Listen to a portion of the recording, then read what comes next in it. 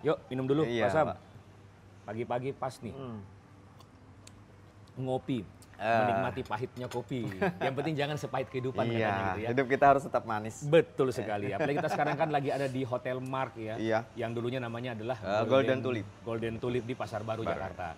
Dan bersantai di pagi hari ini kita diskusi deh lagi Pak Siap. tentang masalah pengadaan barang dan Oke. jasa.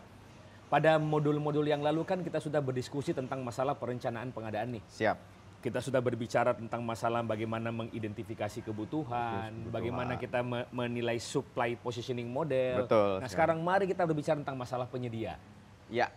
Nah, dalam bahasan kali ini, dalam bahasan materi kali ini, kita mulai melangkah ke tahap selanjutnya. Kalau kemarin kita juga sudah berbicara tentang bagaimana merancang dokumen pemilihan, merancang evaluasi, dan sekarang kita berbicara tentang bagaimana kita menilai pasar yang akan kita tuju Iya. dengan melakukan yang namanya supplier perception model. Nah, jadi pokok bahasan kita pada hari ini adalah supplier perception model.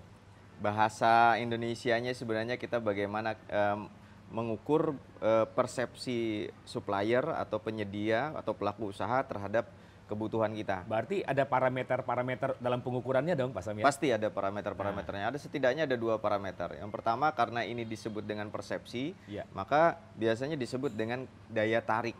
Ketertarikan. Ya, ketertarikan. Jadi daya tarik kita kebutuhan kita dilihat oleh pasar penyedia itu Iya. seperti apa. Nah, tentu saja yang namanya ketertarikan itu kalau bicara penyedia, karena penyedia itu ujungnya adalah profit, Iya. tentu berkaitan dengan nilai dong. Betul. Ya, jadi di bawahnya di bagian bawah nanti Iya. satu komponen lagi itu kuadran ini akan ditentukan oleh nilai pembelian kita. Jadi kalau kita gambarkan dalam bentuk kuadran, supplier perception model itu dibuat daripada 2 sumbu, Iya. yaitu sumbu X dan sumbu Sumbu Y. Y. Sumbu X-nya adalah nilai value of business, kemudian sumbu Y-nya adalah level ketertarikan penyedia. Iya, ya itu daya tarik tadi. Nah, jadi dua inilah yang terus mempengaruhi kita dan ini harus kita manage betul. Harus kita manage. Ini bukan kondisi yang as is ada di lapangan kemudian kita terima apa adanya, Iya. tidak. Tapi kita harus maintenance betul-betul. Iya. Jadi bagaimana cara memaintenance-nya adalah dengan mengkonsolidasikan kebutuhan, bisa dengan mengkonsolidasi demand permintaan kita konsolidasikan dan seterusnya. Jadi kalau kita melihat daripada 2 sumbu ini, Pak Sam, berarti kita bisa membagi menjadi 4 kuadran kan? Betul. Jadi ada 4 kuadran. Nanti 4 kuadran ini juga terbagi atas dua level, 2 bagian. Iya. Jadi kuadran yang paling bawah ini kuadran yang sebaiknya kita hindari. Jadi atau malah kita maintain. hindari Iya, ya? betul. Iya. Jadi kuadran yang pertama di bagian bawah itu adalah ketika ketertarikan pasar terhadap kita itu rendah. Karena apa? Ketertarikan. Kebutuhan kita kecil. Iya. Kemudian dari sisi ketertarikan rendah, kemudian nilai bisnisnya buat pasar juga sangat kecil. Nah, iya, sehingga betul. pasar ini atau penyedia atau pelaku usaha melihat kita ini sebagai sesuatu yang nothing lah gitu ya. Ya, Jadi ngapain gitu lah. sementara kita Ya, butuh. betul. Ketika kita membutuhkan mereka cuek-cuek gitu, Cuek-cuek, ya. segala macam. Nah, ini disebut kemudian dengan kuadran marginal. Jadi kuadran marginal itu adalah nilai pembelian kecil, ketertarikan kecil. Namanya adalah marginal. Dan Nah, ini sebaiknya dihindari. Nah, ini yang harus kita maintain betul. Jangan sampai kita dianggap marginal gitu Iya. oleh pasar. Nah, Beli nggak beli terserah, nggak ada Iya. nggak pengaruh gitu nah, ya. biasanya ini terjadi ketika kebutuhan kita itu kita lakukan dengan dipecah-pecah, Iya. kecil-kecil, sehingga apa sih gitu ya. Iya. Terus kita akhirnya berhubungan dengan banyak penyedia yang semuanya marginal-marginal semua. Betul. Sehingga bukan barang yang datang ke kita, tapi kita yang datang ke barang. Ya, Ini kita yang effortnya menjemput besar. mereka. Iya, betul. Ya, yang tadi beli nggak beli terserah gitu, nggak ngaruh. Nah, Capeknya yang ada. Kemudian yang kedua, ini juga perlu dihindari juga, Ya. tapi perlu di maintenance juga adalah ketika daya tarik kita itu kecil, kemudian sementara pembelian kita besar. Oke. Kita udah nambah nilai pembelian kita besar, tapi daya tarik kita di mata di mata penyedia pasar tadi, atau pelaku ya. pasar itu kecil sekali. Kenapa kecil? Karena bagi mereka nilai pembelian kita belum ada apa-apanya dibandingkan revenue mereka Iya, kan? bisa juga karena apa ya? Karena ya perilaku kita juga mungkin ya, perilaku kita internal misalkan kita terlalu banyak birokrasi, Nah, gitu. berbelit-belit, Terus kemudian iya. terlalu banyak permintaan, Iya. sementara bagi mereka tuh bukan core bisnis. Tapi gitu ya. sebenarnya juga ya mereka tetap masih melirik karena Iya. nilainya. Nah, ini bedanya tadi, Iya. bedanya antara marginal dengan exploit. Iya.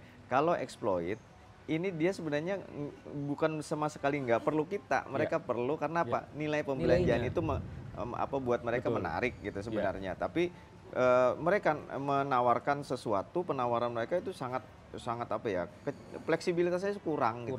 Gitu ya. Nah, jadi kita menawarkan biasanya dengan harga yang tinggi, kemudian kita minta service level agreement yang tinggi, mereka nggak mau ngasih. Jadi gitu. kuadran yang kedua adalah kuadran di mana permintaan dan ketertarikan mereka itu kecil, tapi nilai pembelian kita itu besar. Dan ini disebut dengan exploit. Juga sebaiknya dihindari. Nah, kita masuk pada kuadran bagian kuadran yang atas nih. Yang atas inilah yang perlu kita cari jalan bagaimana kita bisa agar pasar kita ini berada di kuadran-kuadran ini.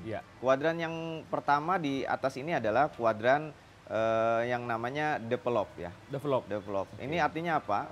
Pasar itu memandang kita sebagai potensi bisnis yang besar, tapi nilai pembelian kita kecil. Nah, ini justru malah bagus. Ini. Kita belinya kecil, nilai kita pembelian kecil, tapi mereka menganggap kita menarik gitu. Biasanya mereka jualan di layanan nih, layanan. Mereka nggak main di harga lah, harga pasar betul, tapi kata mereka kami bisa memberikan Bapak kalau misalkan perlu barang, kami yang antar ke Bapak deh. Nah itu berarti bagus banget. Karena mereka sedang membangun bisnis mereka. Membangun kepercayaan, trust dari kita. Iya, bagi mereka kita adalah partner. Nah jadi kuadran yang ketiga adalah kuadran develop. Di mana yang disebut dengan develop itu adalah ketertarikan tinggi, tapi nilai bisnis itu kecil. Dan ini yang paling bagus. Ini yang paling bagus. Dan biasanya ini bisa paling tepat untuk kebutuhan-kebutuhan rutin. Kebutuhan rutin. Karena kita perlu kontinuitas. Kontinuitas. Jadi kita cari penyedia yang develop. Iya. Nah yang terakhir? Yang terakhir adalah core ya. Core. Core ini artinya inti ini artinya apa? Kita merupakan bagian dari bisnis mereka. Artinya jadi core ini yang merupakan yang paling terakhir ini adalah nilainya tinggi dan ketertarikan tinggi. Bahkan kita merupakan adalah bagian dari bisnis mereka. Mereka juga akhirnya akan menjadi bagian dari bisnis kita. Nah ini di core ini yang kemudian yang paling karakteristiknya yang paling dekat adalah dengan kebutuhan-kebutuhan aset ya.